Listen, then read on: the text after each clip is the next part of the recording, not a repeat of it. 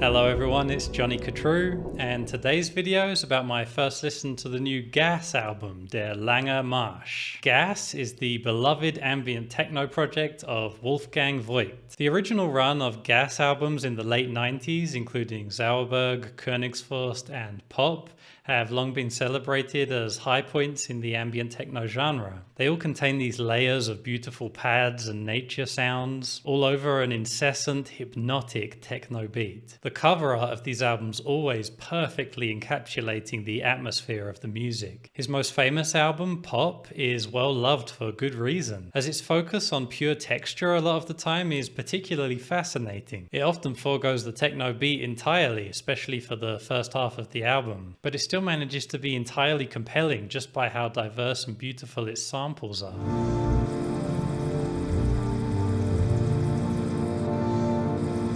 His surprising comeback in 2017 with Narkopop wasn't for everyone, it seemed, but Narkopop is actually my favourite 𝐿𝐴 album. I just adore its dark orchestral textures, and it hypnotizes me more than any other 𝐿𝐴 album.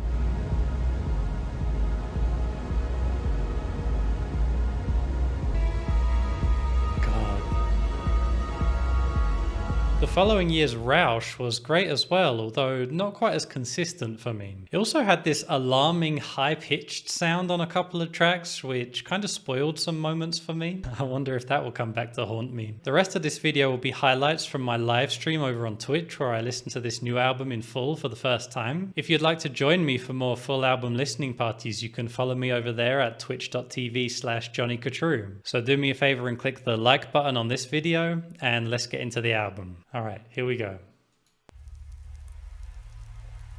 Straight away you can hear the leaves. Not saying they are leaves, but that's the texture.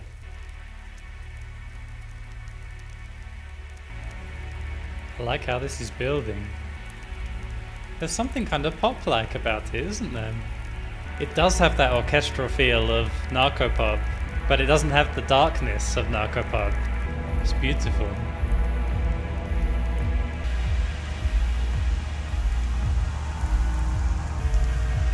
Wow, that change was quite compelling, wasn't it? It's taken us somewhere more atonal. That's the end of the first track. That ending was really something, wasn't it?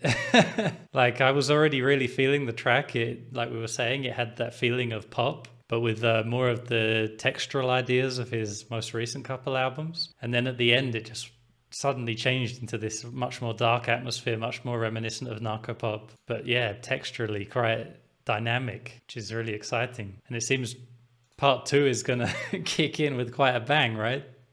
Here we go.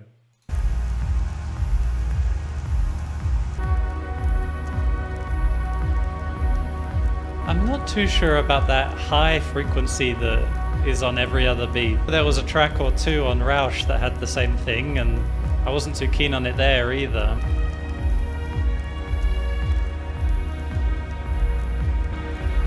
Those lead lines are quite surprising. So it seems all the tracks are going to fade out. That's quite surprising. So I had slightly mixed feelings about that one. There was a lot I loved about it. I liked the continuing mood and texture, and it was interesting how it had all those orchestral lines bursting out of it. But I wouldn't say I was in love with all of the lines. I liked some of them and some others not so much. I do have a problem with that incessant high frequency that comes in every other beat. I'm not sure that's the best choice to do that. All right, let's move on with track 3. The high-pitched sound is continuing. We better learn to live with it.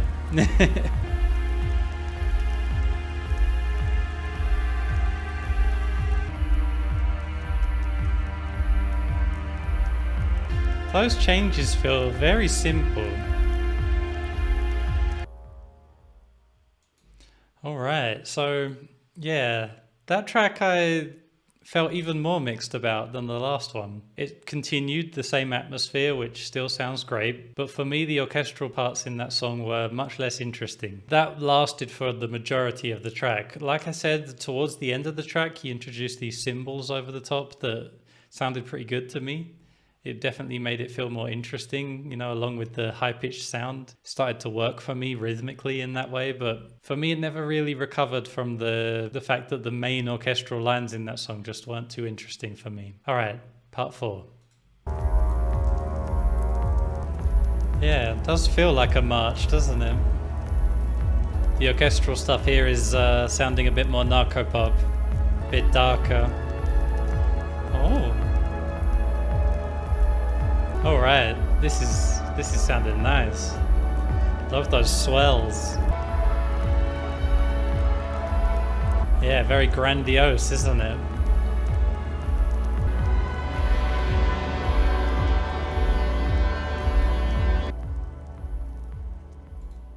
Yeah, I enjoyed that track quite a lot. I thought it was a lot better than the last couple. I thought that the orchestral stuff in it was really beautiful. I loved how it rose and fell. I thought it sounded fantastic. And it was even to the point where the beep was not bothering me, really. I mean, there were even times where it just started to just become part of the basis of the track for me. And I was just focusing on all the beauty floating over the top. So yeah, I really like that one. Here we go with track 5. Prepare yourself for the blast. Wow, the marching aesthetic is becoming even more prominent, no? There's even a clump, clump, clump. Waiting. Definitely music for going to war to.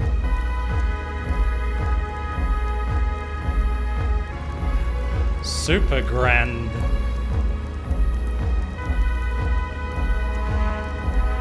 Wow.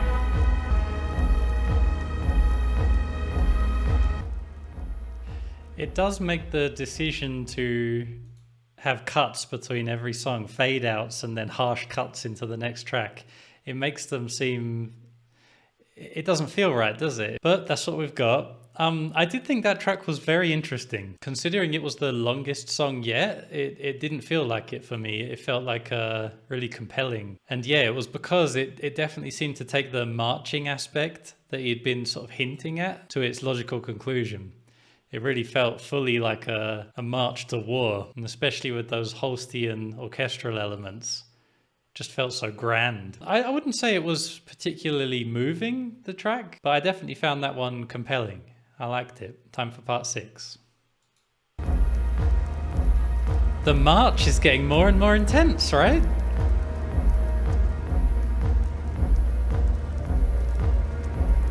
Sounds pretty dark, this.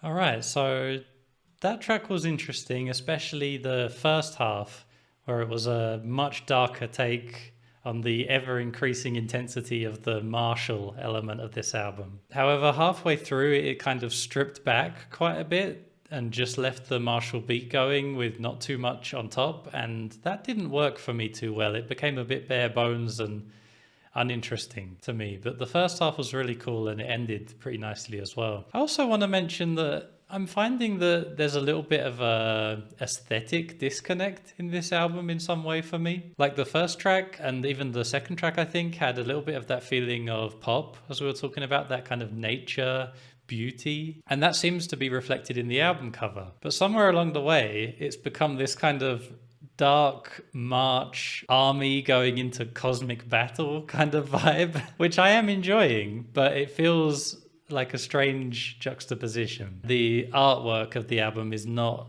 melding with the music anymore for me. It's quite strange, that. But other than that, I do like the dark atmosphere. It is cool. Let's move into part 7 then. This one's only 3 minutes long.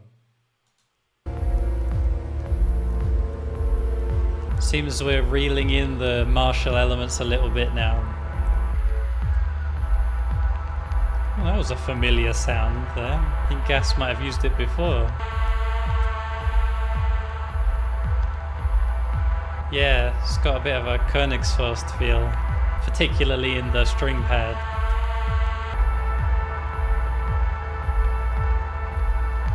That was a very short movement. And it seemed to function as a pulling back on the intensity a little bit. But I enjoyed the throwback of it, the way it sounded a bit more like a classic 𝐿𝐴 track. even if just for a few minutes. Be interesting to see where he takes it from here. Here comes part 8.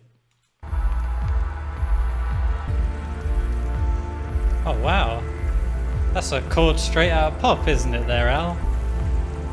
Wait, fuck, those are samples straight from Pop, no? I just wanted to pause it for a sec just to make sure I'm not playing Pop in the background or something. He's sampling his own album, surely.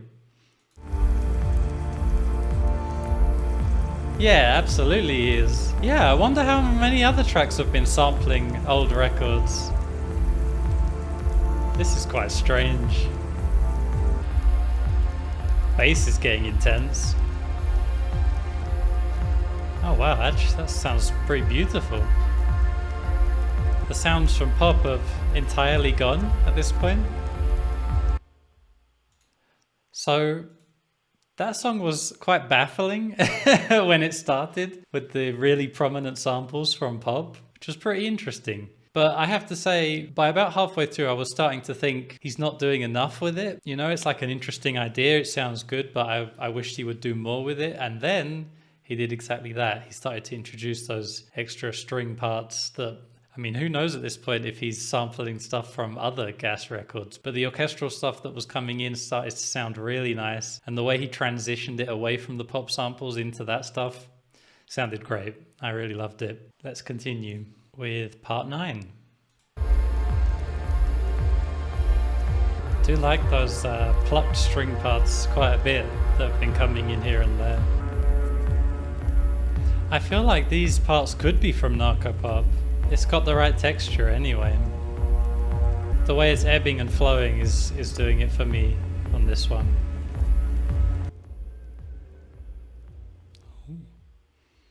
What was that?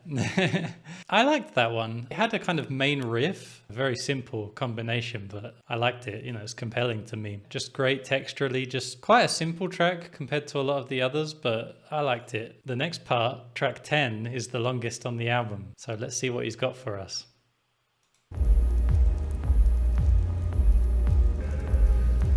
Oh yeah, that sounds pretty evil. It does sound nice, but I think it's just in this context, it sounds a little unsettling to me.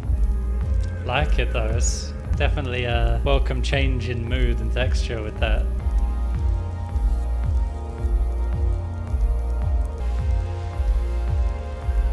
This is good.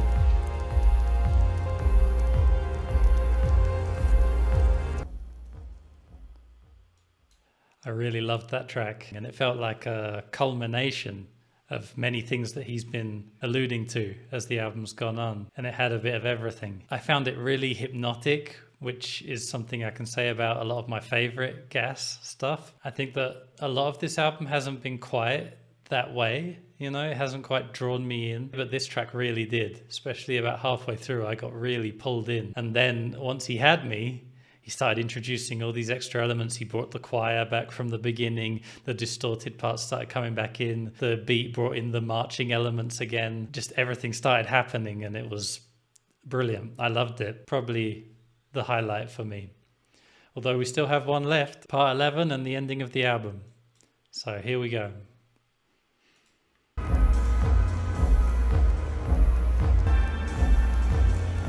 Very layered, this last track.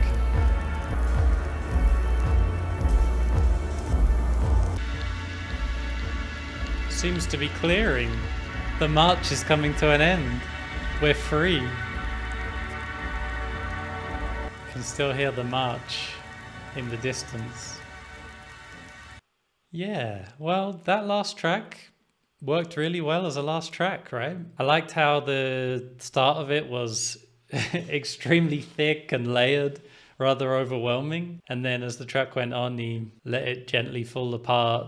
The march was finally allowed to rest, and yeah, it was quite satisfying. I was quite surprised with this album on the whole. It wasn't really what I was expecting, although I wasn't sure what to expect. Suppose I was expecting something that was a continuation of his last 2 albums, which in some ways it was, but I wasn't expecting it to be so conceptual. You know, the album title being The Long March, I didn't expect a lot to be made of that, but it turned out to be a really important aspect of the album. The way that it kind of built from gentle beauty and ambience that was more familiar, but then went into this really dark cosmic march, as we called it, that was kind of rather unrelenting for a lot of the album. But I did start to wonder, you know, is this going to be, what's the shape of this album going to be? Is it going to build from nothing up to a peak of March, or is it going to like hit a peak and then go back down? And it seemed like for a while it was going to do the latter, but it was a bit more complicated than that. It built to a peak with the march, and then it went a bit more subdued, and then it peaked again. Yeah, it meant that it really felt like a compelling journey that the album takes you on. You know, that was the overall kind of trajectory that the album took with its main ideas, but then each track had its own textures and orchestral parts that made them stand out in their own unique ways. I did feel that there were times in the album where I was more satisfied than others. You know, there were definitely points in the album where I started to feel maybe he could have done more with this, or maybe this part is not as compelling as some of the other parts. But when it was at its best, which was fairly often, I was really into it. And I think the best thing that I can say about this album is that it does quite a lot of new things that we haven't heard Gas do before. It had a lot of variation in mood, whereas Gas's albums are often quite monotone in terms of their mood. Like, he sticks to a mood and he explores it for the length of the album is quite often the way it goes. And that's great. But this album stands out for being quite a bit more diverse, I think, despite having its, you know, themes and ideas that do run throughout. So yeah, pretty interesting one from Gas. And if it does turn out to be his last album, as is rumored, it's a pretty cool way to go out. So let me know down in the comments what you thought of this album. Do you think it'd be a good way for Gas to end this excellent discography? If you enjoyed this video, please consider joining my Patreon. You can find a link to it in the description. You'll get access to my archive of full-length unedited reaction videos and much more besides that, so take a look. Thank you very much for watching, and until next time, take it easy.